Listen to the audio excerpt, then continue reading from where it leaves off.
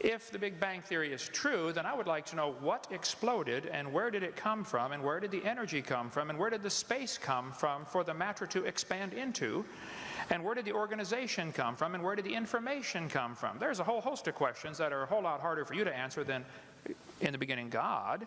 Where's information come from? This universe is not just random molecules circulating around. I mean, it carries information. Just like a book is so much more than ink on a paper. It carries information. And the DNA is more than just chemicals. It's information. So the evolutionist never answers the question, where did this information come from? Where did the energy come from? Where did the matter itself come from? And you gripe about my belief. I believe by faith in the beginning God. I know, I admit I don't understand that. But you believe hundreds of things by faith. You don't even understand that you're believing by faith. You think matter is either eternal or can create itself. What's the two choices? How did matter get here? The world is here. Where did the matter come from? Did it just happen by itself, or is it all just imaginary? We're not really here at all. You're faced with the option of, we're not really here, this is all just our imagination, or it had a beginning, or matter is eternal, which is both of the second two options are in violation of the obvious laws of thermodynamics. Matter doesn't create itself. And everything degrades over time, so either it had a beginning or it didn't. If it had a beginning, then what was before the beginning? I mean, there's so many thousands of things you take by faith.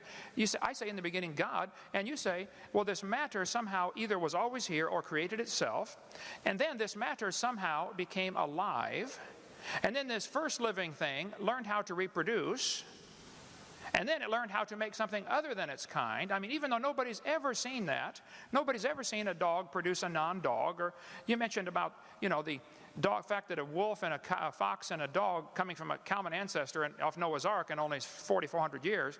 For heaven's sake, you believe they came from a rock. I mean, come on. I don't think my theory is that silly at all.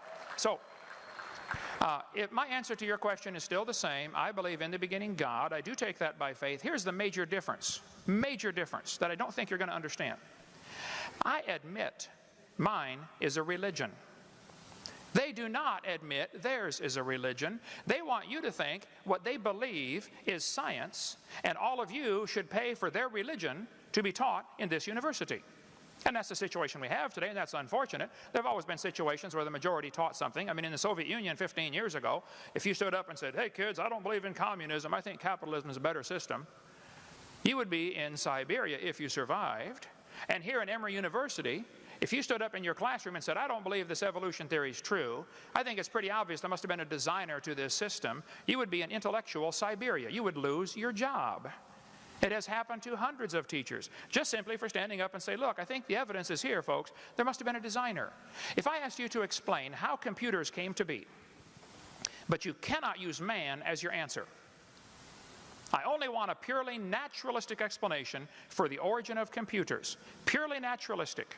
The answer has to lie within the computer. How did these molecules get together? How did this data get together? How did these plastic molecules come together and the different silicone chips? How did it happen? Your answer has to lie in the computer.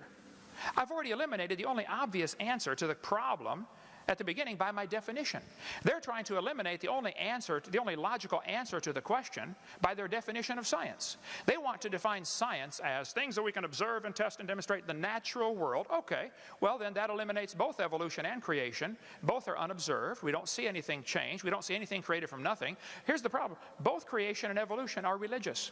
I admit mine's a religion. They don't admit theirs is a religion. And all of us are paying for their religion to be taught in the school system. And I, for one, resent that.